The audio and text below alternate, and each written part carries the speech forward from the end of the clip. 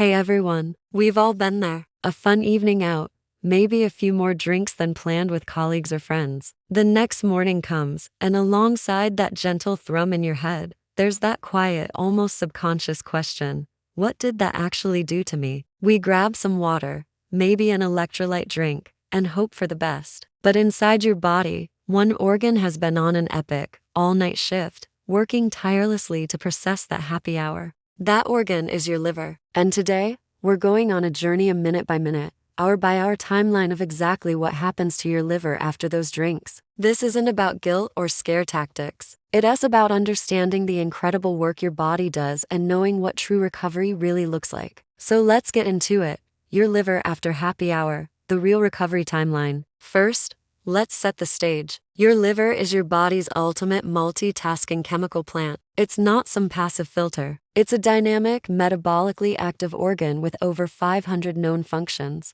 But for our story today, its starring role is as the primary site for metabolizing alcohol. When you take a sip, about 20 to 25% of that alcohol is absorbed directly through your stomach lining and hits your bloodstream quickly. That's the initial buzz. The rest is absorbed through your small intestine. From there, your blood carries it straight to the liver via the portal vein. Think of the liver as security at a concert. Every single molecule of alcohol you consume has to pass through this checkpoint. Its job is to break it down, neutralize its toxicity, and clear it out. And it follows a very strict enzymatic assembly line to do so. The clock starts ticking the moment the first sip hits your tongue. For the next 30 to 90 minutes, as you're enjoying conversation and maybe ordering a second round, your liver is already kicking into gear. It uses an enzyme called alcohol dehydrogenase, or AD. This enzyme begins the breakdown process, converting alcohol or ethanol into a compound called acetaldehyde.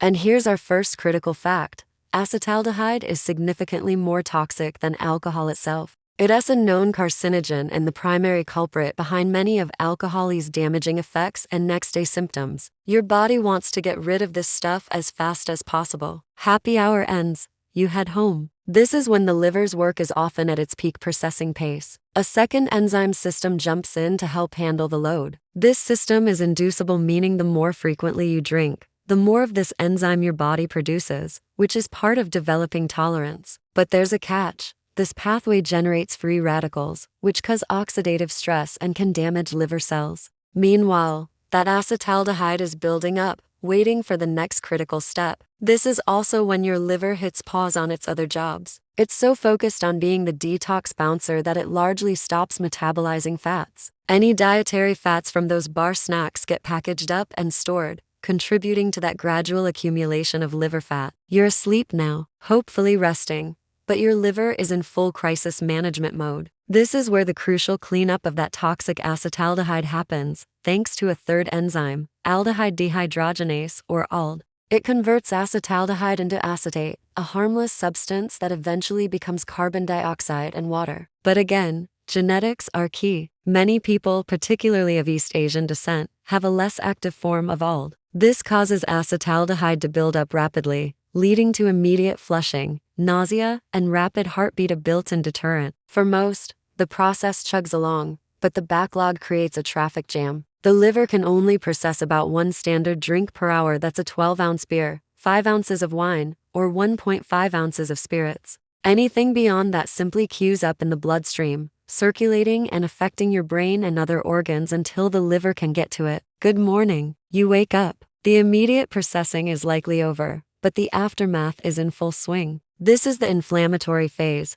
Think of your liver like a city after a big parade. The alcohol has passed through, but now the cleanup crew has to deal with the litter and damage. Your liver cells are dealing with the residual oxidative stress and the inflammatory signals triggered by the whole process. This systemic inflammation contributes to that overall feeling of malaise, the brain fog, and the body aches we associate with a hangover. It's not just dehydration. It's your entire body, led by the liver, managing a post-toxin inflammatory response. Your liver is also desperately trying to get back to its day job, regulating blood sugar, producing proteins, managing cholesterol. But its resources are depleted. We're now a full day out. If you had a moderate happy hour, say, 3 to 4 drinks, your bloodstream is likely clear. But the story inside the liver is far from over. This is the critical repair and regeneration window. The liver is remarkable in its ability to regenerate, but it needs the right materials and a break. If you follow up the next night with another drink,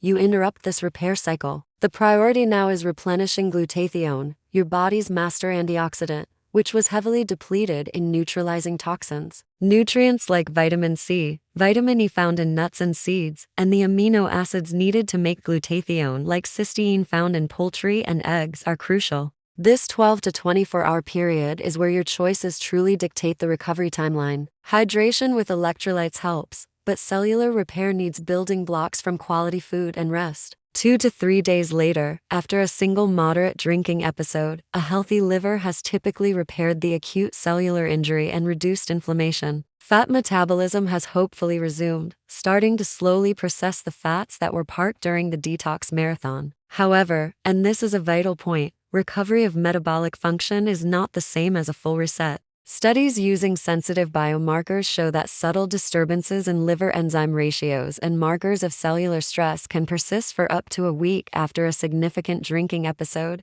even if standard blood tests appear normal. The liver remembers the insult. This is why frequency is the true enemy. Having drinks every other night means your liver is in a perpetual state of either processing, inflammation, or incomplete repair. It never gets to fully reset to its healthy baseline state. Now, let's talk about what happens when happy hour becomes a daily or near daily ritual. This is where the timeline shifts from acute recovery to chronic change. With repeated exposure, the adaptive changes become maladaptive. The induced enzyme system generates more free radicals, causing persistent oxidative damage. The constant backup of fats leads to their accumulation inside liver cells. This is the beginning of alcoholic fatty liver disease, which can develop in as little as a few weeks of heavy drinking. Inflammation becomes chronic, leading to steatohepatitis, where liver cells start to die. Over years, this relentless cycle of injury and scar tissue formation leads to fibrosis and ultimately cirrhosis, where the architecture of the liver is permanently scrambled. This progression is often silent until significant damage is done. So,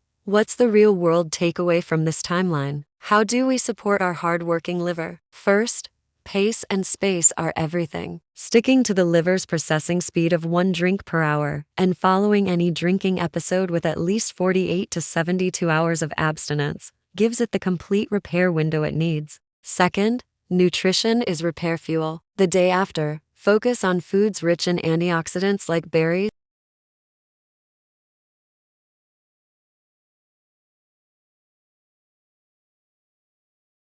Third, hydration starts before you drink. Alcohol is a diuretic. It causes you to lose more fluid than you take in. Drinking a glass of water between alcoholic drinks and having a big glass before bed is basic first aid. Finally, listen to your body's signals. Fatigue, persistent brain fog, and mild abdominal discomfort are signs your liver is still in recovery mode. Honor that. Understanding this timeline isn't meant to take the joy out of social connection.